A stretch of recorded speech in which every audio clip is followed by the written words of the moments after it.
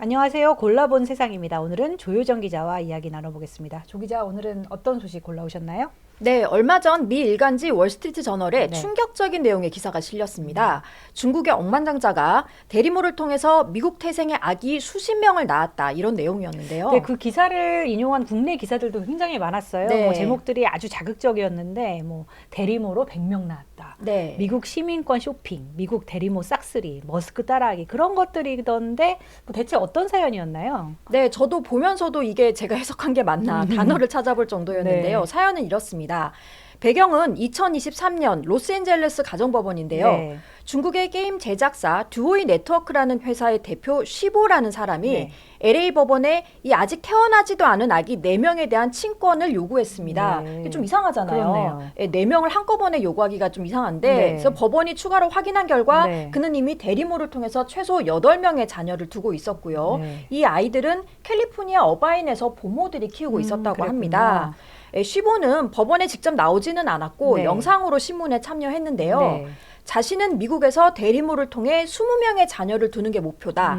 자신은 딸보다 아들을 선호하는데 네. 그 이유는 아들이 딸보다 우월하기 때문이고 그 아들에게 사업을 물려주겠다고도 말했습니다. 중국의 아들 선호 사상은 여전하네요. 네, 그런데 네. 아무리 아들을 낳고 싶다고 해도 뭐 이렇게까지 많이 낳을 이유가 있나요? 네, 테슬라의 일론 머스크의 영향을 받은 걸로 추정이 됩니다. 네. 머스크는 여러 명의 여성 사이에서 최소 14명의 자녀를 둔 걸로 알려졌는데요. 네. 자신의 뛰어난 유전자를 최대한 많이 퍼뜨려서 지구에 지능이 높은 사람이 늘어나야 문명을 지킬 수 있다는 생각을 갖고 있는 걸로 유명하죠. 머스크 따라하기가 여기서 나온 제목이군요. 네, 맞습니다. 쉬보라는 사람은 머스크의 영감을 받아 자신을 중국의 첫 아버지라고 불렀고요. 건국신화에 나오는 호칭 같은데요. 네. 또 본인 계정인지 이게 확실치는 않지만 네. 이 사람이 링크된 웨이보 계정에 아이를 더 많이 낳으면 모든 문제가 해결된다며 그 아이들이 머스크의 자녀와 결혼하는 걸 상상하는가 하면 네. 또 50명의 고품질 아들을 갖게 되길 희망한다고 쓰기도 했다고 합니다. 고품질 아들 갖기, 뭐 머스크와 사돈 맺기, 이런 게 희망이라니까 뭐 정상적인 네. 아버지가 되긴 좀 어려워 보이는데, 아까 말씀하신 법원에서는 어떤 판단이 나왔습니까? 네, 이게 처음에 이 사건이 2023년에 LA 가정법원에서 있었던 일이라고 말씀을 드렸잖아요. 네. 당시 1심 판사는 쉬보의 친권 청구를 기각했습니다. 네. 그러니까 부모가 자녀를 낳아서 사랑으로 키우는 이 가족의 본질에서 벗어나 있다고 판단을 한 거죠. 상식적인 판단인데. 네, 맞습니다. 이 여성 판사였어요. 아, 네. 예, 하지만 쉬보 측은 곧바로 항소를 했고 항소심에서는 친권을 인정받은 걸로 알려졌습니다. 아, 그래요? 예, 그럼 그 쉬보라는 사람이 이제 아이들을 직접 키우고 있는 건가요?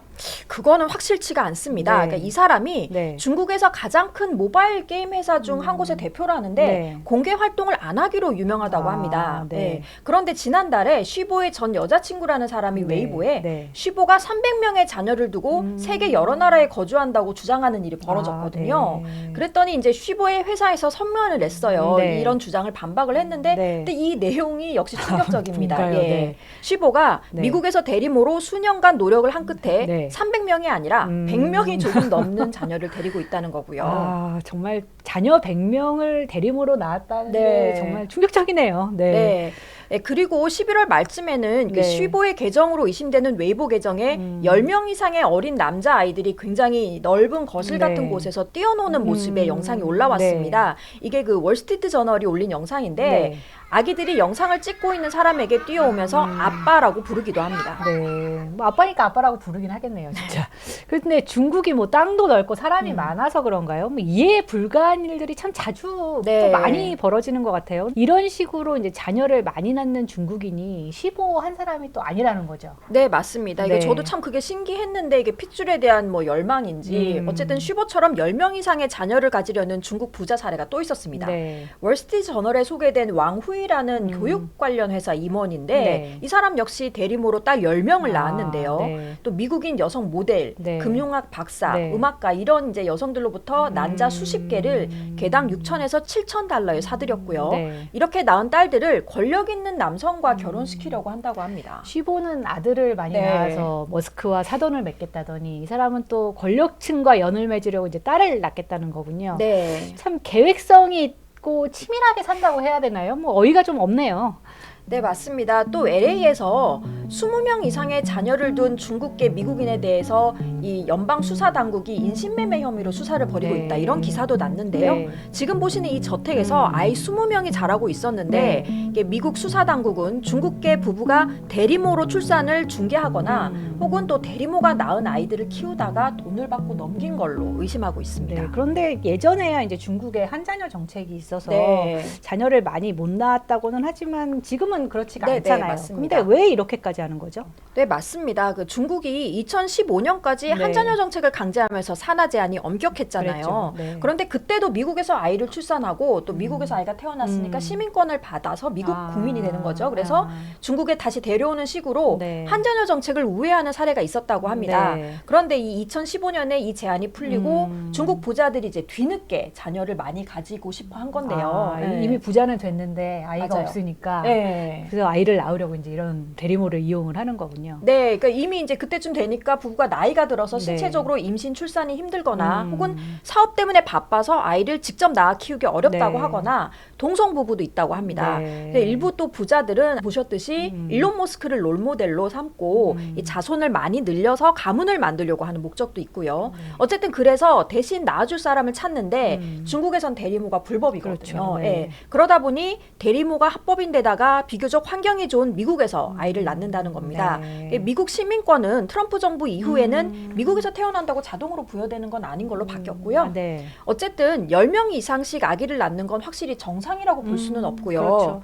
예, 아기를 한두 명씩 미국에서 낳는 건 수요가 좀 많다고 합니다. 네. 실제로 미국의 대리모 업체 또 인공수정 바이오 기업들이 네. 중국에서 설명회 혹은 박람회를 열거나 또 중국에 지사를 세우는 경우도 있다고 합니다. 네. 그 몇 년 전에 중국 유명 연예인도 이제 대리모로 아이를 낳으려고 네, 했는데 네. 대리모가 이제 아이를 가지고 있는 기간 중에 결별을 해서 네, 네. 뭐 아이를 키운다, 못 키운다, 뭐 시끄러워지니까 뭐 중국 정부까지 나섰던 그런 일도 있었어요. 네, 네, 맞습니다. 네. 그 중국의 톱 배우이자 모델이었던 정황, 이 여성분이 주인공인데 네, 네. 중국판 꽃보다 남자의 주인공이었고 한중 합작 드라마인 비추 연인에도 출연해서 유명해진 배우입니다. 네. 그런데 이 이제 여성이 장헝이라는 다른 방송인과 미국에서 비밀 결혼을 하고 네. 대리모 2명을 고용해서 임신을 했는데 네. 대리모들이 임신 7개월 차에 두 사람이 헤어진 거예요. 난감하네요. 네. 그런데 이제 낙태를 하기엔 너무 늦은 상황이라서 결국 아기들이 태어났고요. 네. 정상은 아기들을 입양 보내자고 했지만 장엉은 혼자 미국으로 가서 아기들을 키우다가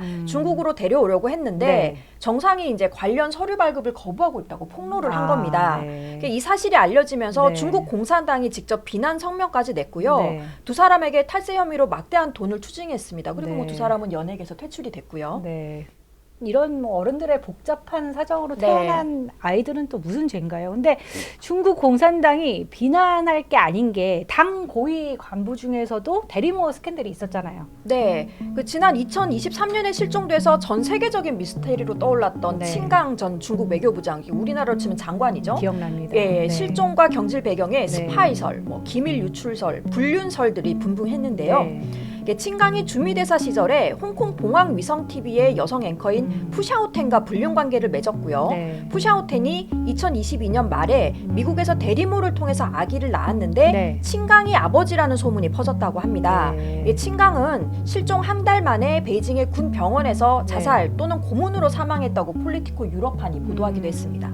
근데 이렇게 연예인이나 뭐 고위 관료뿐만 아니라 이제 부유층들도 아까 앞서 네네, 말씀해 주신 예. 대로 상당수 있다고 한다면 대체 얼마나 많은 중국인들이 미국의 대리모를 통해서 아이를 낳고 있는 건가요? 네, 그 미국에서는 배아 대리모 이식이 지난 2027년에 8,461건이었다가 네. 다음에 10,000건을 넘었고 네. 2023년에 1,850건으로 증가 추세인데 네. 1년에 15%씩 증가하는 셈입니다. 네. 근데 이제 미국 에모리 대학교 연구진에 따르면 2014년부터 2020년까지 대리모 의뢰 부모 3명 중에 네. 1명이 외국인이었는데 네. 그 중에서 또 41%가 중국인이었다고 하고요. 대리모 시장의 큰 손이네요. 네, 맞습니다. 미국에서 이렇게 대리모 출산이 많은 이유는 네. 거의 모든 주에서 대리모 출산이 합법이기 때문입니다. 네. 근데 대부분은 상업적 대가가 없는 이타적 대리모의 경우에 또 승인을 하고요. 네. 또 정자를 기증한 아버지에게는 출산 후에 친자 관계를 승인을 합니다. 네. 그리고 캘리포니아주, 뉴욕주 같이 돈을 주고받는 상업적 대리모 계약도 인정하는 주가 많습니다.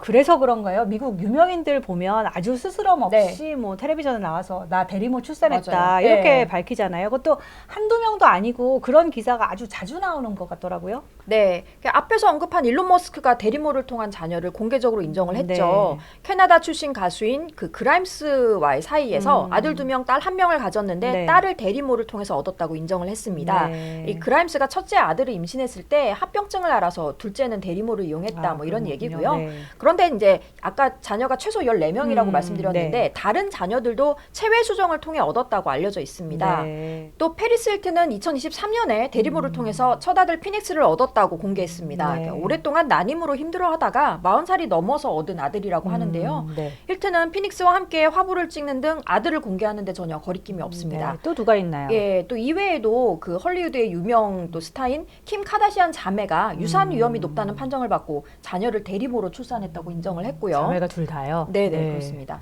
니콜 키드먼, 사라 제시카 파커, 네. 앰버 허드 등도 대리모 출산을 공개했습니다. 네. 또 성소수자들도 대리모 출산에 적극적인 케이스인데 네. 가수 리키 마틴과 엘튼 존 그리고 CNN 간판 앵커인 앤더슨 쿠퍼가 대리모로 자녀를 얻었습니다. 그 얼마 전인가요? 지금 미국 영화 배우가 토크쇼에 직접 나와가지고 대리모 출산 사실을 알린 적도 있었던 것 같은데. 네, 네. 우리에게는 브로크백 마운틴이라는 영화로 유명한 헐리우드 배우 미셸 아, 윌리엄스입니다. 이게 지난 8월에 미국 ABC 방송의 지미 키멀 라이브 토크쇼에 출연을 해서 네. 근데 윌리엄스가 올해 자기 4번째 아이를 아, 출산을 했거든요. 네네.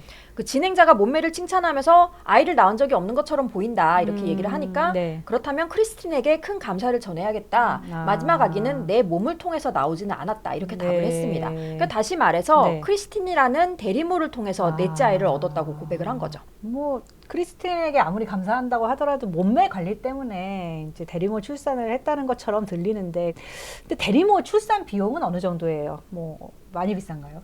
네, 이게 보통 미국에서 네. 대리모 출산 비용은 12만에서 18만 달러로 집계가 되고 있고요. 네. 외국인 부모, 앞서 나왔던 중국인 부모가 미국에서 대리모를 통해 아이를 갖겠다면 네. 20만 달러까지 내는 경우도 있다고 합니다. 그러니까 우리 돈 1억 7천만 원에서 거의 3억 원까지도 아, 하는 거죠. 예. 예. 이때 대리모 수수료가 일반적으로 5에서 6만 달러, 네. 법률, 중개, 행정비가 2에서 3만 달러, 음. 의료비 및 출산 관련 비용이 3에서 5만 달러 수준이라고 하네요.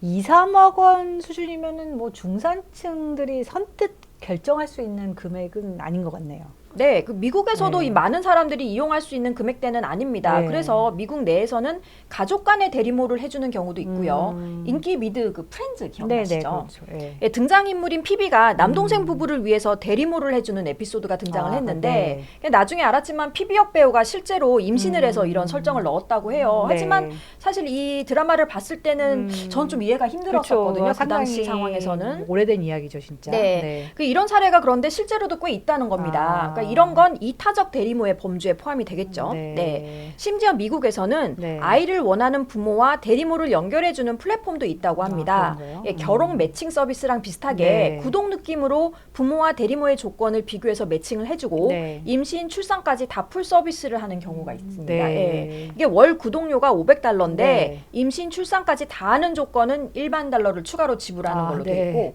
대리모에게 주는 사례비는 4에서 7만 달러로 따로 책정을 한다고 해요. 하지만 그 앞서 최저가 12만 달러라고 했는데 그거에 네. 비하면 굉장히 저렴한 편이죠. 아, 그런데도 미국에서는 비용이 감당하기 힘들다. 뭐 그런 사람들은 이제 국경을 넘어서도 아이를 출산한다고 하는데 주로 어디로 가나요? 네, 많이 알려져 있듯이 네. 우크라이나가 있는데 이게 네. 세계 최대 규모로 대리모가 성행하고 있습니다. 네. 우크라이나에서 대리모 출산을 이용하려면 이게 4만 5천 달러, 네. 우리 돈 한 6,500만 원 정도로 이제 미국의 3분의 1 수준이에요. 네. 대리모가 받는 돈은 15,000달러 선으로 요즘 환율로는 2천만 원이 좀 넘는 돈이죠. 네. 그런데 우크라이나와 러시아와의 전쟁으로 대리모 시장이 조지아 또 멕시코 등으로 이동을 했다고 그런가요? 하는데요. 네. 예. 조지아는 우크라이나와 가격이 비슷하고요. 멕시코는 6에서 7만 달러 수준이라고 합니다. 네. 그리고 좀 충격적인데 생식 관광, 뭐 리프로덕티브 투어리즘이라는 단어도 있다고 해요. 예. 그러니까 중국에서 오는 부모가 덴마크에서 우크라이나 난자나 정액을 수입해서 네. 조지아에서 태국에서 배아를 만들고 네. 또 태국인 여성이 대리모로 아이를 임신, 출산한 다음에 부모가 아이를 데리고 상하이로 돌아오는 식이에요. 대리모 산업이 이제 뭐 글로벌 비즈니스화 했다라고 할 만한데 뭐 어떻게 보면 굉장히 씁쓸하고 비극적인 이야기네요. 네, 그 시장 조사 업체인 글로벌 마켓 네. 인사이트는 지난 2022년을 기준으로 대리모 산업 규모를 약 140억 달러, 우리 돈으로 20조 원이 넘는 걸로 추정을 네. 했습니다. 근데 이게 2032년엔 1290억 달러로 9배가량 커질 걸로 전망을 하고 네. 있거든요. 전 세계 인구 6명 중 1명이 불임을 경험할 정도로 네. 난임 또 불임 부부가 많아진 데다가 네. 아이를 갖고 싶어하는 동성 커플 또 독신자가 늘어나고 있기 네. 때문입니다. 근데 우리나라의 경우에 이제 불임 부부가 역시 늘고 있기는 하지만 대리모 출산은 또 불법이잖아요. 네, 예. 다른 나라들은 어떻습니까? 네, 영국이나 호주, 캐나다는 금전 거래가 없는 이타적인 난자 기증이나 대리모만 인정을 한다고 합니다. 그런데 유럽연합 EU는 대리모를 금지를 시키고 있고요. 네. 일본도 산부인과 학회가 내부 지침으로 금지하고 있다고 네. 해요.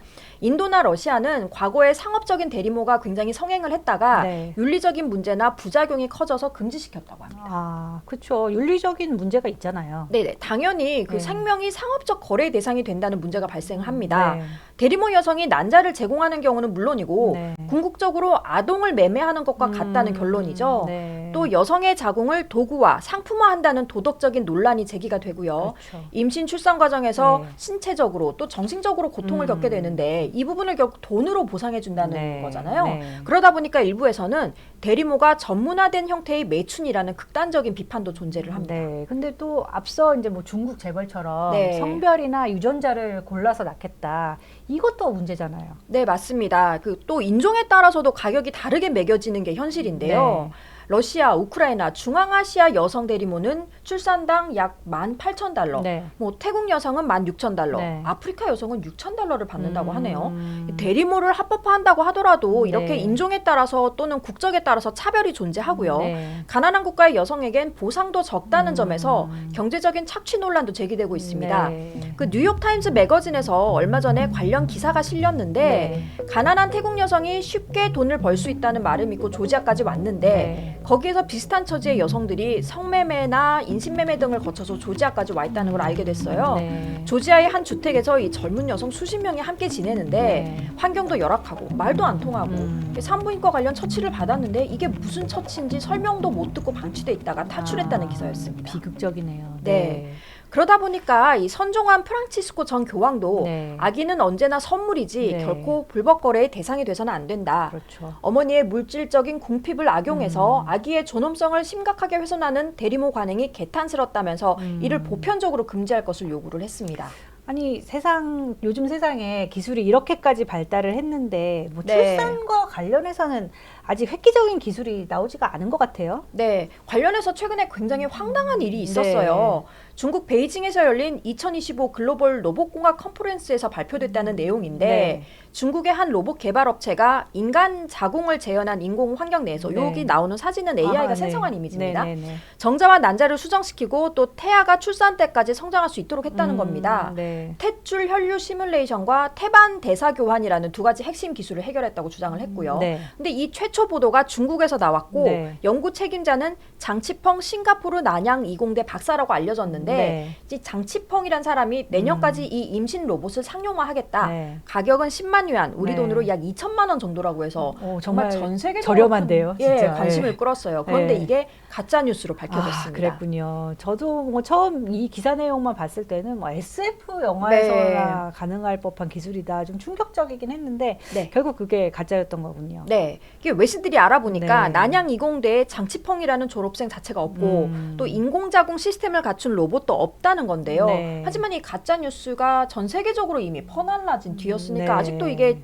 사실인지 알고 계시는 분들도 계실 거예요. 네. 그런데 이미 이런 인공자궁 기술이 개발된 적이 있었습니다. 이건 진짜인가요? 네.